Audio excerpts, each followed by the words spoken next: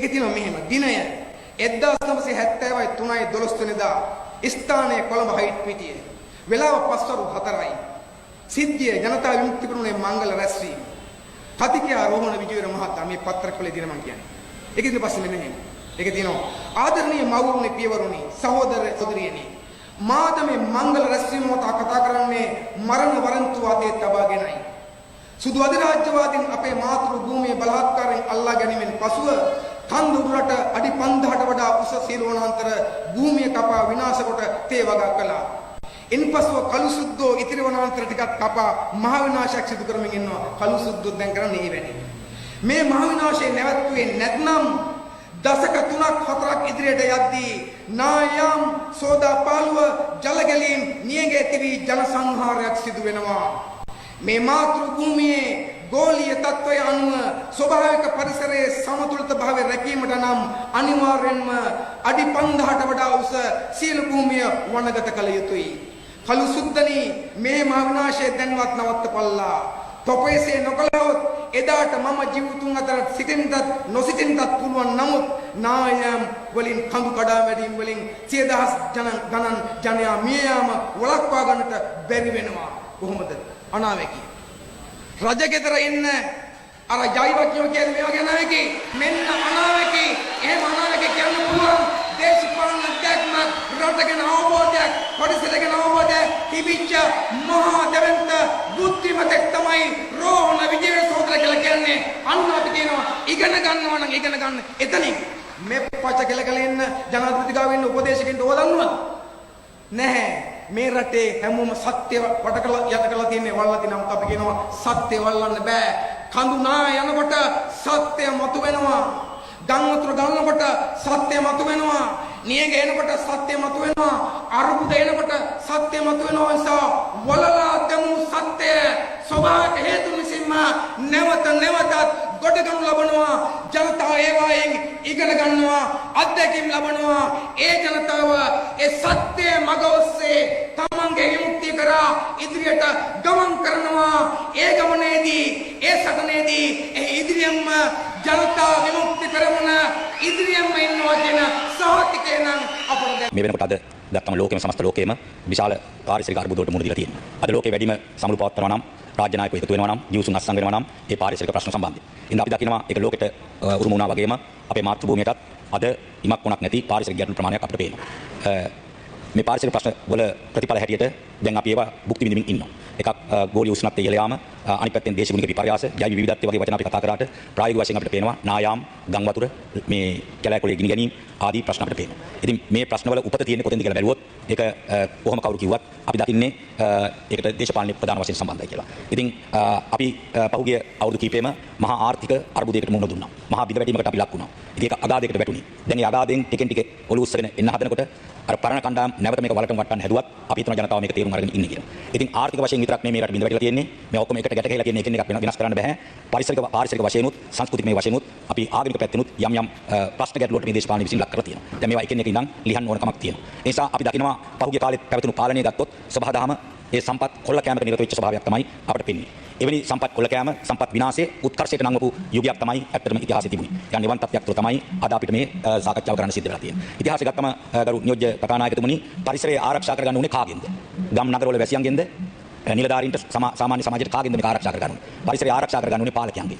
පරිසරයට හානි කරපු ප්‍රධානම කණ්ඩායම ආණ්ඩුව කියලා කිව්වොත් නිවැරදි. ආණ්ඩුවත් එක්ක තමයි අපි අතුළු පරිසර වේදීන් මෙරටේ ගම්බිම් වැසියෝ අරගල කරේ ආණ්ඩුවත් එක්ක සටන් කරේ.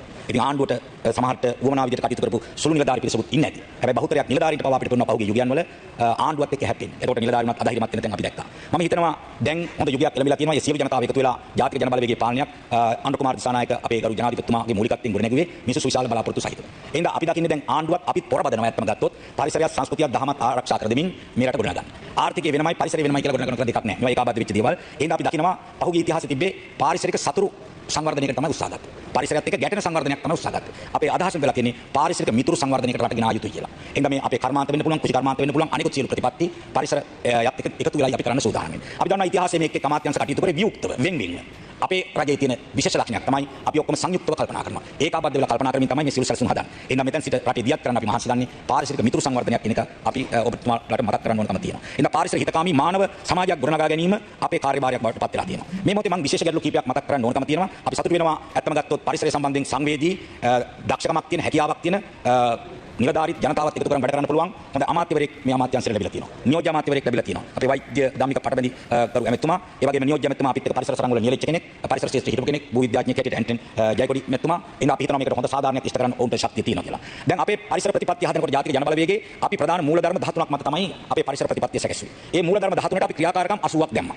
අපේ මූලධර්ම 13 මම මෙතන කියන්න වෙලාව නෙවෙයි. අපේ එක පළවෙනි මූලධර්මය හැටියට අපි දැම්මේ පාරිසරික යුක්තිය තියෙන්න ඕනේ කියලා. අපි දන්නවා පහුගිය කාලේ පාරිසරික යුක්තියක් තිබෙන්නේ නැහැ. පරිසරයට සාධාරණ ඉෂ්ට උනේ නැහැ. පරිසරයට යුක්ති ඉෂ්ට උනේ නැහැ. පරිසරයකම ගහකොළ ඇලදොල ගංගා මේ සකාසීපා අපි මානවයෝ ඔක්කොම ඇතුළත්. ඒකට යුක්ති ඉෂ්ට උනේ නැහැ. ඒ වගේම අපි දෙවෙනි කාරණේ හැටියට දැම්මා පරිසරය සහ සංවර්ධනය අතර සමබරතාවය රැකගෙන කටයුතු කරන්න ඕනේ කියලා. මම හිතනවා වර්තමාන අපේ අමාත්‍යාංශයේ ජාතික ජනබලවේගයේ ප්‍රතිපත්තියක් පරිශීලනය කරලා ප්‍රතිපත්තිය දැන් වැඩපිළිවෙල සංවිධානය කරලා ඇති කියලා අපි හිතනවා. තිරසර සම්පත් භාවිතාවක් සම්බන්ධයෙන් අපි සාකච්ඡා කරා. අපි ක්‍රියාමාර්ග 80ක් අපේ ප්‍රතිපත්ති ප්‍රකාශනයේ පෙන්වා දුන්නා. මම හිතනවා උගත් නිලධාරි මහතුරුන් දැන් ඒවා අධ්‍යයනය කරලා ඇති මේ අලුත් වැඩපිළිවෙලට යොදාගෙන ඇති කියලා මම හිතනවා. ඒවා සම්බන්ධයෙන් අවධානය අපි යොමු කරනවා. ඒ 80 කාරණා දෙකක් ගැන මම මේ මොහොතේ මතක් කරන්න කැමතියි. එකක් ඔය ක්‍රියාමාර්ග 80 6 වෙනි අංකයට තියෙනවා පාංශු සංරක්ෂණය හා සාරවත් පසක් නිර්මාණය කර ගැනීමට කටයුතු කරනවා කියලා. එතන තියෙනවා බරපතල කාරණයක්. මම ජීවත් වෙන්නේ මධ්‍යම කඳුකරේ. මධ්‍යම කඳුකරේ අයිති අපිට විතරක් නෙවෙයි. මේ රටේ හදවත කියන්නේ මධ්‍යම කඳුකරේ. අද මධ්‍යම කඳුකරේ ඉතාම මහලු යුගයකට පත් වෙමින් තිබෙනවා. පහුගිය කාලේ විශාල විනාශයක් ওই මධ්‍යම කඳුකරේට සිද්ධ වුණා. ඒ මධ්‍යම කඳුකරේට ඒවා උහුල ගන්න පුළුවන් මට්ටමක තිබුණේ නැහැ. ඒ හින්දා දැන් ඒ වගේ ප්‍රතිඵල අපි භුක්ති විඳිනවා. නායාම හැටියට භුක්ති විඳිනවා. පස සෝදාගෙන යන ප්‍රශ්න හැටියට භුක්ති විඳිනවා. අපේ ප්‍රදේශවල ගංගා ඇලදොලවල් ගලාගෙන යන්නේ නියෝජ්‍ය කතානායකතුමනි චොකලට් පාටට යන්නේ. ඒ යන්නේ අපේ සාරවත් පස් තට්ටු යන්නේ. ඒවා ගලාගෙන ගිහිල්ලා රන්ටැඹේ රන්දිනිගල පහලින් තියෙන අපේ වාරි පද්ධතියන් වල තැන්පත් වෙනවා. රජයේ මුදල් යොදවලා ඒවා ගොඩ දාන්න වෙනවා. අපේ කුෂිකර්මාන්තයට ආර්ථිකයට බලපාලා තියෙනවා. එහෙනම් මම යෝජනා කරනවා මේ අමාත්‍යාංශයට නොපමාව පාංශු සංරක්ෂණය වෙනුවෙන් විශේෂ ව්‍යාපෘතියක් අවශ්‍යයි කියලා. මේ පස සෝදාගෙන යන එක වළක්වන්න ඕන. රන්ටැඹේ ජලාශය 65ක් ප්‍රමාණයෙන් පිරීලා. මම නෙවෙයි කියන්නේ ඔය අමාත්‍යාංශමයි කියන්නේ. ඒ කියන්නේ ගැබ වැවේ ගර්භාෂයෙන් 65ක වතුර දරන්නේ 35ක වතුර දරන්නේ ඉතුරුව පිරීලා. ඒ වගේම රන් දෙනිකල ජලාශෙත් සැලකිය යුතු ප්‍රමාණයකින් මඩින් පිරීලා. දැන් අපේ පහුගිය ආණ්ඩුව හැදුවා උමාවේ බහුකාර්ය ව්‍යාපෘතිය කියලා එකක්. දැන් පුහුල්පොළ ජලාශයේ සැලකිය යුතු ප්‍රමාණයක් මඩින් පිරීලා. දැන් මේවා අපි මෙහෙම කිය ඉන්න බෑ. මේකට අපිට උත්තරයක් අවශ්‍යයි. ආන්නේ සම්බන්ධයෙන් අපි අවධානය යොමු කරන්න කැමතියි. දැන් මේ පාංශු කාදිනත් එක්කම අපි සැලකිය යුතු ප්‍රශ්න වලට මුහුණ දෙනවා. නායාම් ප්‍රශ්නෙට මුහුණ දෙනවා. අපේ ප්‍රදේශ අපේ මධ්‍යම කඳුකරේ විශාල නායාම් වලට ගොදුරු වෙලා තියෙනවා. මම අහගෙන අපේ ගරු මන්ත්‍රීතුමෙක් පැහැදිලි කරා මේවා බොහොම කාලයකට පෙර පරිසර අධිකාරියක්වත් පිටවන්නට පෙර අපේ පක්ෂ නායක ආදරණීය රෝහණ විජේවීර සහෝදරයා මේවා පෙන්වා දුන්නා. දැන් අපි වට භුක්ති විඳිනවා. මේ පහුගිය 7 වෙනිදා අපි මදුල දිස්ත්‍රික් සම්බන්ධීකරණ කමිටුව රැස් වුණා. අපේ අමාත්‍යාංශයෙන් විශේෂ නිවාස ව්‍යාපෘතියක් මේ සැරේ දියත් කරලා තියෙනවා. ඒවා පහුගිය කාලේ නිවාස හැදුවේ ඇත්තට ගත්තොත් දේශපාලන හේතුවතුන්ට. අපේ ආණ්ඩුව තීන්දුව කරා මේ සැරේ නිවාස හදන්නේ NVR එක නැත්නම් ගොඩනැගිලි පරිශ්‍රණ ආයතනයේ කියනවා නම් අධිනායම් ප්‍රදේශයක මේ වැසියෝ ඉන්නේ. ඒකට වහා ඉවත් කරන්න නැත්නම් නාය ගිහිල්ලා මැරෙන්න පුළුවන් කියලා කියනවා නම් අන්න ඒ කට්ටිය නිවාස හදන්න තීන්දුව කරා. ඉතින් අපේ අමාත්‍යාංශයයි වතු ප්‍රජාව මේ ලයිම් වල ඉන්න කට්ටිය. ඒතකොට ලයිම් වල ඉන්න අපේ දිස්ත්‍රික්කයේ නායම් අධිනායම් අවදානමේ ඉන්න පවුල් සංඛ්‍යාව ගරු නියෝජ්‍ය කතානායකතුමනි පරිසර ඇමතුමනි පවුල් ප්‍රමාණය 2219ක්. 2219ක්.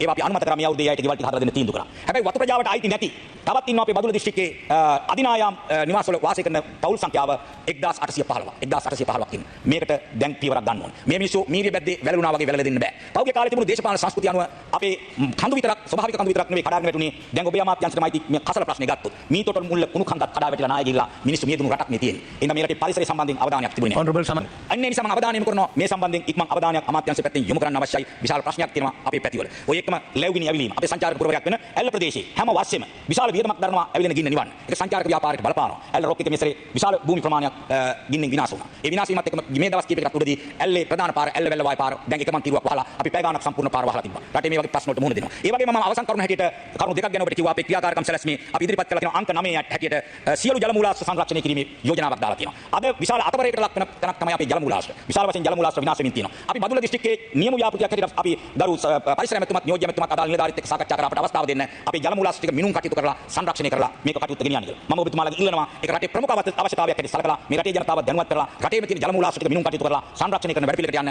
බලය වෙනුවෙන්. සැබෑ මාතෘභූමිය නිදහස නම් අපිට යුද්ධය අවසන් කිරීමෙන් මාතෘභූමියේ පූර්ණ නිදහස අපි අත්පත් කරගෙන සමත් වෙලා නැහැ. මාතෘභූමියේ පූර්ණ නිදහස යන කුමක්ද? අදත් මේ වර්ෂාව පතිත වෙන්න පටන් ගන්නකොට අපිට බියජනක තත්ත්වයක් එනවා. නායාමට අවදානම් වූ කලාපයක ගෙවල් 4900ක් තිබෙනවා. එතනින් මොන කලාපේ නායාමකට ලක් වේවිද කියලා බයක් තියෙනවා. අපි නිදහස්ද? අදත් ලෝකේ කුමන තැනක හෝ කුඩා හෝ ගැටුමක් ඇති වුණොත් අපේ රටේ ආර්ථිකයට අපේ රටේ ජන ජීවිතයට මොනතරම් බලපෑමක් කරයිද කියලා අපිට බියක් තිබෙනවා. අපි නිදහස්ද? අපි ආර්ථික වශයෙන් බංකොලොත් වුණු රාජ්‍යයකට කොහෙද නිදහසක් තිබෙන්නේ? කොහෙද ස්වෛරභාවයක් තිබෙන්නේ? අද අපි ආර්ථිකයේ ස්වෛරභාවය අහිමි කරගත්තු ජාතියක්. ඒක ඇත්ත. අපිට අපේම ආර්ථික තීරණ ගැනීම සඳහා ශක්තිමත් ආර්ථිකයක් නොමැති ජාතියක්. ඒ නිසා මේ මාතෘභූමිය ලෝක ඉදිරිපිට අභිමානවත් රාජ්‍යයක් බවට පරිවර්තනය කරන්නම්. මේ ආර්ථික පරිවර්තනය අපි අත්පත් කරගත යුතුයි. නීතිය විධානයේ ආධිපත්‍යය කුමන දුෂ්කරතා මත හරි මේ රාජ්‍ය ස්ථාපිත කළ යුතුයි. මේ රටේ රාජ්‍ය පාලනය පිළිබඳව ලෝකය ඉතාමත් ප්‍රශංසා මුඛයෙන් කතා කළ යුතුයි. අපේ රටේ අපරාධ කුඩු වසංගත වලින් තොර රාජ්‍යයක් අපි නිර්මාණය කළ යුතුයි. ගැටුම් නැති අවිශ්වාස නැති වෛරය නැති රාජ්‍යයක් අපි නිර්මාණය කළ යුතුයි. එතන තමයි අපිට මව්බිමේ පූර්ණ නිදහසත් මව්බිමේ ශක්තිමත් සූරිභාවයක් අපිට නිර්මාණය වෙන්නේ. පෙබරවාරි මාර්තු වෙනකොට මේ මෝටර් ගේඩ් බැකෝ යන්ත්‍ර ඔක්කොම ගෙන ස්ථාවර කරන මේ රට මෙවැනි ව්‍යසනයකට මුහුණ දෙන එක වළක්වන්න. ඊළඟ මෙවැනි ව්‍යසනයක් ඇතිවීම වළක්වන්න ඕන. නායම් අපේ රටේ මේ ගංගා අසබඩ මේ ගෙවල් ඇතුනේ කොහොමද? මේ කඳු මුදුන් වල මේ නිවස් ඇතුනේ කොහොමද? මොන ප්‍රාදේශීය සභාවට අනුමැතිය දුන්නේ? මේවා හිම අනුමැතිය අවශ්‍යයි. ඊට පස්සේ MBR එකේ අනුමැතිය අවශ්‍යයි. ඒ කිසිදු අනුමැතිය කොහොමද ලැබුණේ? අද කඳු මුදුන් වල නිවස කොට නැගලා තියෙනවා. ගංගා අසබඩ නිවස කොට නැගලා තියෙනවා. පහුගිය කාලේ අපේ රටේ ට්‍රෙන්ඩ් එකක් ආවා. කන්දක් මුදුන ගෙයක් හදාගන්න එක. වැවක් අසබඩ නිවසක් හදාගන්න එක. ගඟක් අසබඩ නිවසක් හදාගන්න එක. ඒක නිකන් ධනවත්භාවයේ ලක්ෂණයක් වගේ එකක් ආවා. ඇවිල්ලා මුළු ගම් ඉවුරු යට වෙලා තියෙනවා. කඳු බර වෙලා තියෙනවා මේ වගේ. ඒ නිසා අපි මොකද කරන්නේ? අපි දැඩි නීති සම්පාදනය කරනවා. වැව් තාවුළු විනාශ වෙලා තිබෙනවා. ඒ නිසා අපි ඉතාමත් ශක්තිමත් වෙන්න මතක තබා ගන්න. යලි කිසිදු අනවසර තැනක අපේ රටේ නිවසක් ඉදි කරගන්න දෙන්නේ නැහැ. කොළොන්නාවට සිද්ධ වුණේ ඒකයි. ගලාගෙන යන කොළොන්නාවේ ගංගා කී දවසක් යට වෙනවද? කී අවුරුද්දට කී පාරක් යට වෙනවද? කවුද අවසර දුන්නේ ඒව හදන්න? බලාගෙන හිටියා. පොඩි ගාණක් දීලා එක්ක අවසර ගන්නවා. ඒක සභාපතිගේ ඥාතිය. සභාපතිගේ කැන්වසින් කියපු කෙනා. මෙහෙමයි මේ රට මේ වීසෙන්ටපත් උනේ. ඒ නිසා මේක මුදව ගන්න ඕන. අපි ආසන සංවර්ධන බැංකුවට මේ ආසන සංවර්ධන බැංකුව අපිට එකඟතාවය පළ කරතිනවා. අපි ඉල්ලලා තියෙනවා මේ මධ්‍ය කඳුකරේ ඇත්ත තත්ත්ව අපි නිරීක්ෂණය කරලා දෙන්න කියලා. සමහර වාර්තා පළ වෙන මධ්‍ය කඳුකරේ ගැන බයයි කියලා. ඒ නිසා අපි ඒ වාර්තාවන අඩි 5000කට වඩා වැඩියෙන් ජීවත් වෙන ප්‍රදේශ යලි වනවගාව ඇති කරන්න ඕන. අපි එම ඉඩම් සහ දේපල ආණ්ඩුවේ වන්දි දීලා පවරා ගන්න කටයුතු කරනවා. මේ රට යලි ප්‍රතිස්ථාපනය කරන්න ඕන.